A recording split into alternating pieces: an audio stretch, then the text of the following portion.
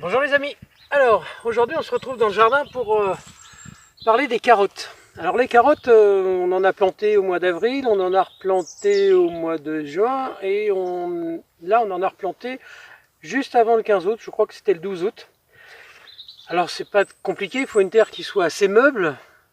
On fait un petit sillon de 2-3 cm, on pose nos graines, on recouvre très doucement et on arrose intensément pendant une dizaine de jours pour voir les premières pousses de carottes. Donc ça, c'est des carottes qui ont 1 mois et demi à peu près. Il est temps de les éclaircir. Donc qu'est-ce que éclaircir? C'est, vous voyez, c'est dommage, c'est une petite carotte, mais si on les laisse les unes sur les autres, elles n'ont pas assez de place pour grandir, donc on est obligé d'en sacrifier une partie, c'est ça éclaircir.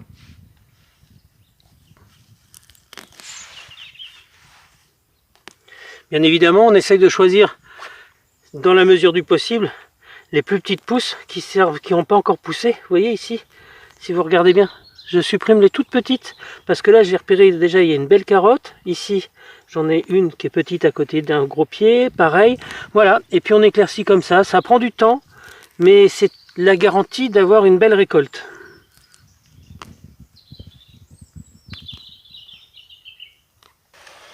On est 25 septembre. On a planté ça au mois de juin, donc ça fait juillet, août, septembre. C'est des carottes qui ont 2 mois et demi, 3 mois pour arriver à maturité. Alors, on peut prendre le risque de tirer directement pour voir si la carotte s'arrache. En général, on laisse le pied puis on est obligé de venir. Donc l'intérêt, c'est de faire ça. On met la bêche, on laboure. Là, c'est des petites encore, elles n'ont pas trop poussé, mais on va chercher des meilleurs pieds.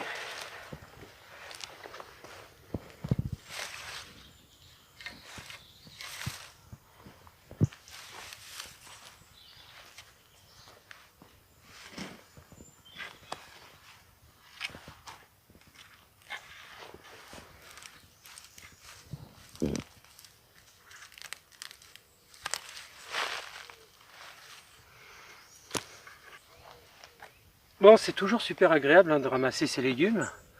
Et puis, donc ça c'est pour la recette de Sandrine. Il y a un petit kilo avec celles qui sont par terre. Donc ici en Bretagne, nous on a utilisé cette année de la Colmar, de la Touchon et la carotte nantaise. Donc la carotte nantaise ça marche très bien, c'est celle qui donne le mieux en Bretagne. Mais toutes les variétés sont bienvenues. L'année prochaine on fera que de la nantaise parce que c'est un choix. Et puis que ici ça s'y plaît mieux. Mais bon, quand on a une petite poignée de carottes comme ça, on ne peut pas se dire que ça marche pas. Allez, on passe en cuisine. Coucou les amis, on se retrouve dans la cuisine et on va travailler les jolies carottes que Thierry vient de ramasser.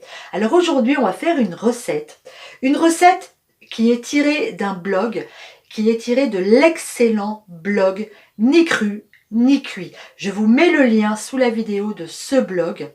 C'est avec lui que j'ai notamment beaucoup appris lorsque je me suis intéressée à la lactofermentation.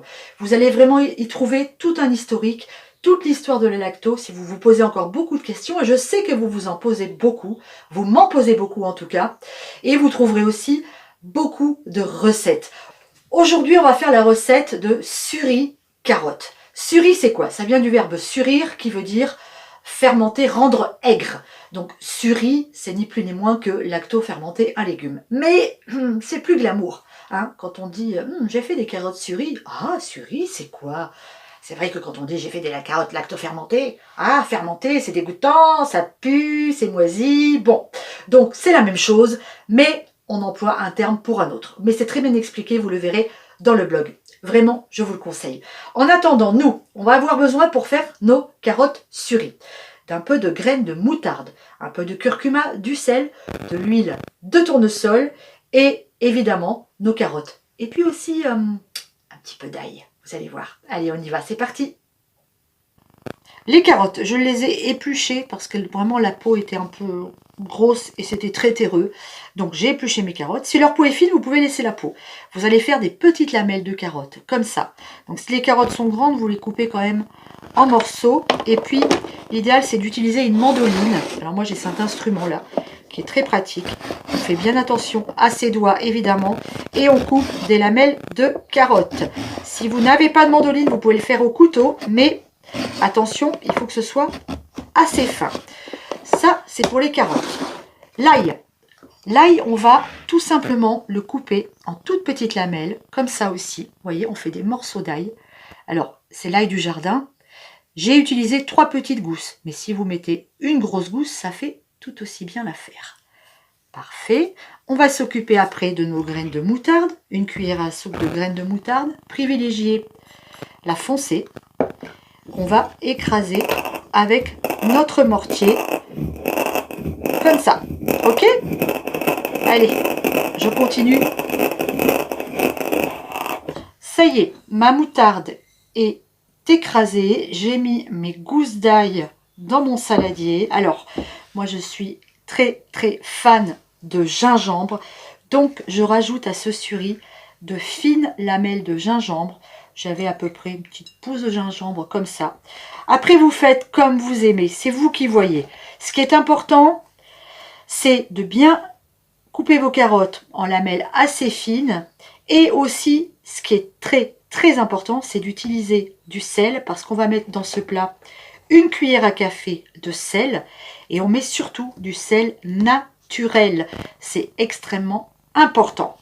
Et ben voilà, ça c'est fait. Donc maintenant, on va mettre une cuillerée à soupe de curcuma. Et on va pouvoir ajouter les carottes. Et on va tout mélanger. Allez, c'est parti. Et maintenant, on va bien malaxer nos carottes avec tous nos ingrédients. Il faut que nos carottes rendent de leur jus. On n'hésite pas, on appuie et on mélange. Pendant ce temps, j'ai mis 2 cuillerées à soupe d'huile à chauffer à feu très doux. L'huile, il faut qu'elle chauffe doucement et qu'elle atteigne pas tout à fait les 50 degrés. Allez, on malaxe pendant 5 bonnes minutes.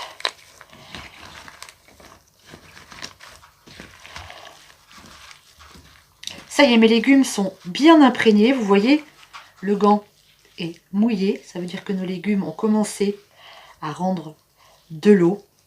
Impeccable. Je vais les laisser reposer un petit quart d'heure. Ça y est, mes carottes sont prêtes. On va remplir un bocal. Alors, j'ai pris un bocal de 500 ml. Alors, on va bien appuyer entre chaque couche. Et normalement, mince, je fais des cochonneries. Normalement, nos carottes devraient toutes rentrer dans ce bocal. Alors, on peut s'aider d'un super pilon comme celui-là. Voilà. Vous voyez, quand j'appuie le jus, vous voyez le jus de la carotte? C'est incroyable, hein, alors qu'on n'a rien mis dedans. On n'a pas mis d'eau, on n'a rien mis. Hein. Ok, et voilà. Et c'est ça qui va permettre le process de lactofermentation. C'est magique. Magique. Allez, on continue. Je suis pas sûre que je vais tout mettre dans ce bocal. Je vais peut-être en refaire un petit du coup. J'ai rempli mes bocaux. Ça y est. Alors du coup, j'avais 2 cuillerées à soupe d'huile. Je vais en mettre... C'est pas très pratique mon affaire. Je vais en mettre une ici. On va faire 1,5 ici. Alors, on va mettre un petit peu plus sur celui-là. Et voilà. Parfait.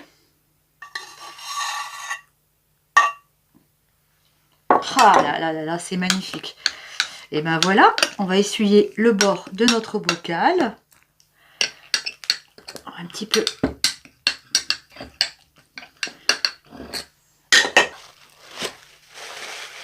Alors, ces bocaux sont parfaits pour faire ce type de conserve. Parce que la carotte, vous allez voir, je vais vous montrer un bocal que j'ai déjà fait il y a à peu près un mois. Elle va gonfler.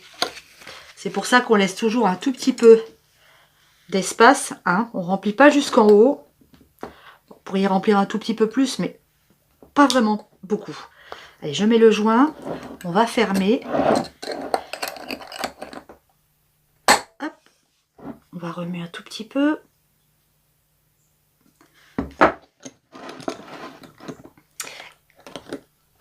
Et voilà. Et on va laisser ces bocaux une semaine dans la cuisine à température ambiante pour que le processus se fasse. Au bout d'une semaine, soit vous le laissez dans la cuisine, soit vous le mettez dans une pièce un peu plus fraîche et c'est consommable à partir de 15 jours, 3 semaines. Alors je vais vous montrer, je m'essuie un petit peu. Voilà, ce bocal-là, je l'ai fait il y a un mois. Et vous voyez, il n'était pas rempli jusqu'en haut et les carottes ont gonflé. Et en fait, sont arrivées jusqu'en haut du bocal. Maintenant, je vais vous montrer. J'en ai un d'ouvert dans le frigo. Alors, j'ouvre ce bocal qui a été fait il y a un mois. Regardez l'intérieur. Je l'ai ouvert il y a à peu près 8 jours. Et une fois ouvert, je le conserve au frigo. Je préfère, mais vous pourriez le conserver à température ambiante. Moi, je préfère mettre au frigidaire. Et que vous dire, les amis? Que vous dire, à part que c'est absolument succulent. Ce suri, on le mange avec quoi?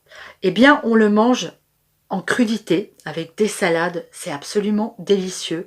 Il accompagnera aussi tous les plats indiens.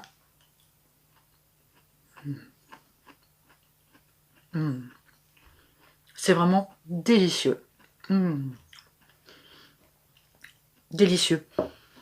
Dans des sandwichs. Petit sandwich crudité.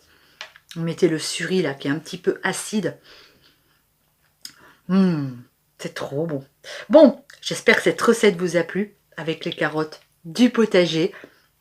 Je vous fais des gros bisous et surtout n'oubliez pas que si vous voulez cuisiner comme un chef, il vous faut un tablier de chef. Si vous voulez commander un tablier Popote et Potager, envoyez-moi un mail à l'adresse sous la vidéo. Je vous fais des gros bisous et je vous dis à vendredi. On se retrouve vendredi, promis, hein. Ciao.